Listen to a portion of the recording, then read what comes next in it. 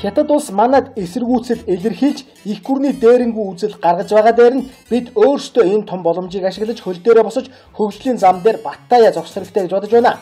НАТО болон Европын холбооноос Орос улсын бүх боломжийг хааж нэг ёсондоо дампууруулахаар занал хийлсэн. Эхэн үедээ Оросуудад хэцүү байсан. Энэ бол манайхаас илүү хэцүү байдалд орсон гэсэн үг юм. Долларын үн өнсөж гадаадаас оруулж ирдэг бараа таваар үнд орж хэцүү байлаа. Гэвч Орос улс сөхрөөгүй. Элбэгдорч шиг эдийн үе дээрэмдээ лоёрдыг гэдэг бус эх орондоо хайртай, болгоё бүтээ гэсэн сэтгэлтэй удирдагч нь Орос орныг жолоодож байсны ачаар одоо Оросын эдийн засаг тогтворж эсрэгээрээ барууны орнуудад өөрсдөө хориг тавьж эхэлж байна.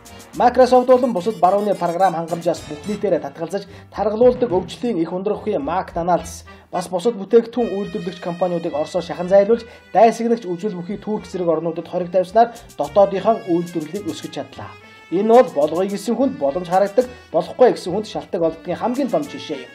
Дэргэд минь билээхэн ийм жишээ байж байхад ханад цаддаггүй Хятад улсын тавьсан занг руу өөрсдөө гүн орж өр зөөл тавих гэж уйлгнаж байхаар үүнийг сөрөн зогсож гадаадын капиталыг шахан зайлуулж үндэсний үйлдвэрлэлээ дэмжин хөл дээр нь босгох алтан боломж ирсэн цаг үе биш гэж юу? 20 гаруйхан жилийн өмнө хөдөө аж ахуй аж үйлдвэрийн орон байсан Монгол орн буцаад сэргийх тийм л алтан боломжийг хувь заяа бидэнд сануулад байгаа юм шүү. Бүсээ чангалын хэсэг хугацаанд хөмхийгөө 100 төр 100 эх орноороо үйлдвэрлэгч болцгоё элгэн саднаараа Монголдо бүтээцгээе. Та бид өмнөх нийгэмд чадсан энэ нийгэмд ч бас чадах ёстой. Бүх нийтээрээ гадаадын өр ширнээс татгалзаж өөрөө өөрийгөө хөгжүүлцгээе.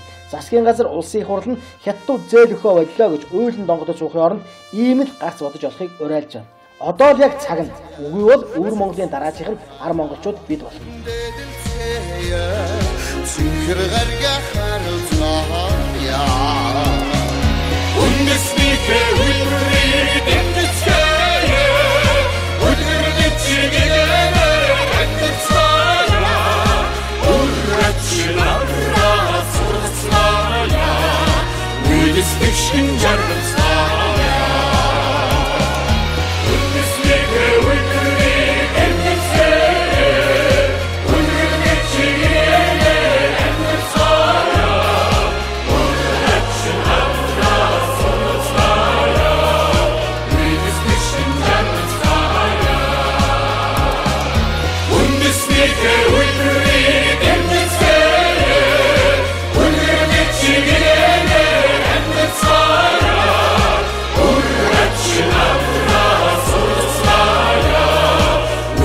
Fiction jargon.